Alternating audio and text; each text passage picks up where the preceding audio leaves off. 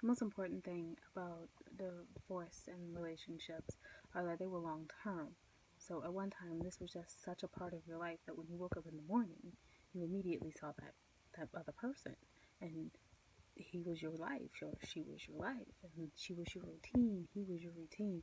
And when you wake up, the first thing you notice is that routine isn't there anymore. And most of the time, you want to go crawl up in a corner and cry. Once you get past that, it's that point where you're like, I want to start over. I want to do something different. I want to make something new for me, because you no longer share. You don't share it anymore. So you need to make something new for just you. And that's what I'm talking about. There are 6 steps to a relationship: getting over, moving on. I know everyone says, oh, it's the grief thing. This isn't exactly a death, because the likelihood that you're going to run into them one day is probably high. And when you do, I have a whole nother set of steps for that. It's that's always fun, running into the ex. But anyway, I do digress. What I'm talking about today is the 6 steps of a relationship. Step 1 is how to overcome heartbreak. Because no matter what, you're still there's a little bit of pain. I think there's one television show that says everyone has a monster, and I know the person isn't a monster, but in your mind it's like, oh, they broke my heart, I can never go on. And you don't admit it. Every once in a while you look them up on Facebook or on Twitter and be like, how's their life really going?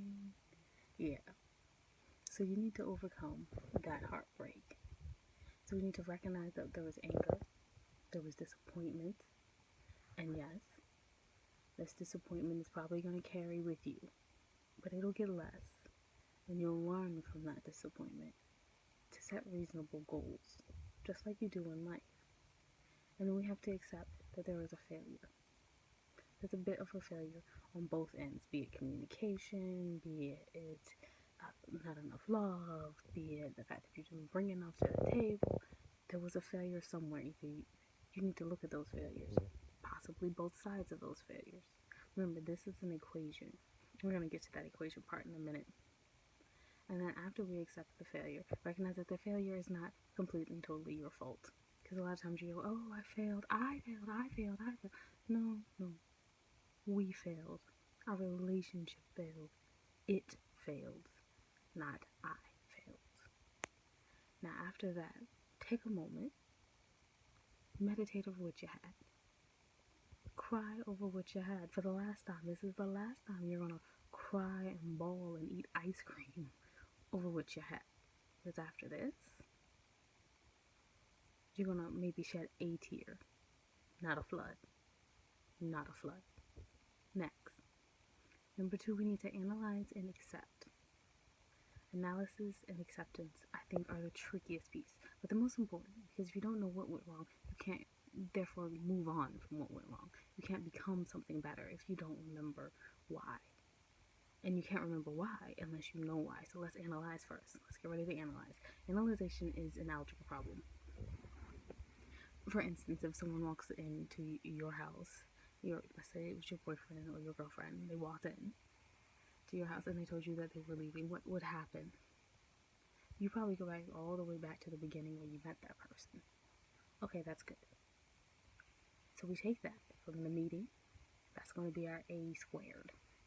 And then we take the actual relationship. That's going to be our B squared. And then we take the C squared. Yes, I know I'm quoting the hypotenuse theorem, but we'll take our C squared. And that would be the leaving, that death and leaving of that. And we're going to bring them on down so we know the equal sides. We're going to assume that we're dealing with the equal side triangle, which I loved in algebra. So we're going to find out what each of those sides mean. Step by step by step. You know, before you can do A squared and B squared, you're going to have to probably find C squared. And then you're going to go back to A squared and B squared. These will be your problems, his problems, our problems. Break them down. Find the answers. That is analysis. If you don't know answers to what went wrong on his side, what went wrong on your side, and what went wrong on our side, what combined in this relationship to kill it, then you're not ready. Once you get to those simplistic things, you can now accept. After the acceptance, you can think about moving on. Acceptance is that 50-yard mark on the field goal. You know, once you get past that, not too long after that, you can hit a field goal at least, so you can at least go to a rebound. You would love a new person to start your relationship with. That would be a lovely touchdown. But you can get a rebound. After the analysis, the acceptance. Oh, also don't forget, when you're doing all this, remember what went right. Because you're going to hold on to those things. Those are the things you're going to love. And you want to make sure that either you love them in the next person or you love them in yourself now. Okay, now let's move on to number 3. Remembering that progress is making progress. This is JD's area, and you can refer to her video from Progress is Making Progress. But because you've done your analysis, and you know you started way, way, way back there on the 5-yard line, because you've done that analysis, you know you're on the 50-yard line. Don't expect the man yet. Don't expect to walk down that aisle yet. Just remember that you've gone 5, 10, 15, 20. You've made multiple first downs. From first downs, you converted them. You're doing good. You're getting on down. You're making that field goal. Celebrate that. Because you've already grieved the death. You've already accepted your happy parts. You've already accepted your bad parts. Celebrate it. Go out. Have fun. Do not use your man eyes yet. Don't even notice that they're beautiful. Just notice if your gown is beautiful and if your girlfriend's gowns are beautiful that took you out.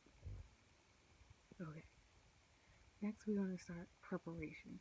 Now, this is man eyes. This is step number 4. My favorite step. Man eyes.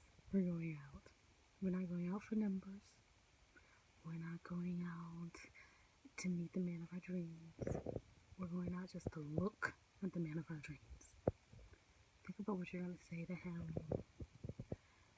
Think about what you would want from him if you had a relationship. Don't fantasize the fact that you're crazy. Like, I want him.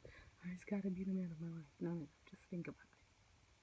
Because if you can imagine a relationship, you can imagine your role in a relationship. And if you can imagine your role in a relationship, you can imagine what you would do right.